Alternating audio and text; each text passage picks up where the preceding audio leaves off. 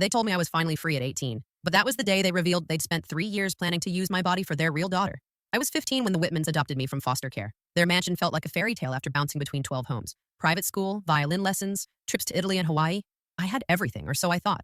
Clara, their biological daughter, was 24. She had everything, except children. They hid that from me for 3 years. I thought I was part of a loving family. But on my 18th birthday, everything changed. Dinner at a fancy restaurant. My parents' smiles looked sharp, deliberate. Then Mom said it. Now that you're 18, we need to discuss your purpose in this family. Dad slid a folder across the table. Medical tests, genetic reports, fertility charts, all with my name. They'd chosen me specifically to be Clara's surrogate.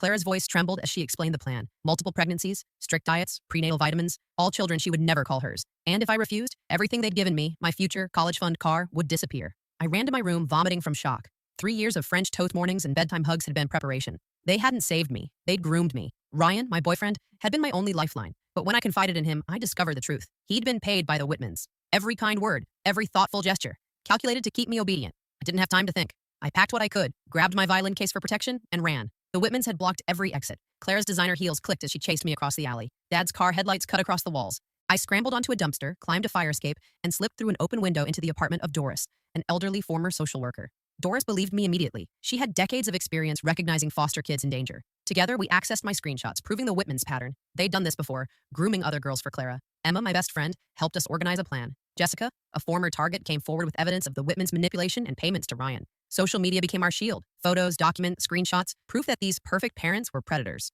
Public opinion turned against them.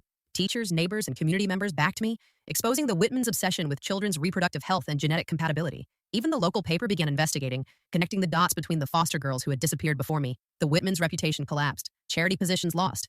Country club memberships revoked. Their carefully curated image shattered by survivors who refused to be silenced. Clara's breakdown was public and humiliating. Threats, sobbing, and rants about empty wombs couldn't erase the evidence. She had been groomed by her own parents to prey on vulnerable foster girls. But now, justice was coming from the people they had tried to deceive. 6 months later, I stood on a small stage, violin in hand, at a community center. A benefit concert for foster youth. 50 people in the audience, each one mattered. Miss Petrova, my violin teacher, Emma and her parents, Doris and her neighbors, Sarah and Jessica, survivors who had become my chosen family. Across town, the Whitmans packed up their mansion.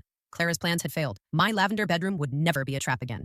I raised my bow and played, not for the family who had tried to own me, but for the community that had finally seen me. Real families are chosen, not assigned. Survival can become something more. The girl in the audience with the group home bracelet cried and smiled. She saw hope, the life that could exist after a broken fairy tale. The Whitmans waited 3 years to harvest my womb. Instead, they had unknowingly created a community of survivors who would ensure no other girl would fall into their trap.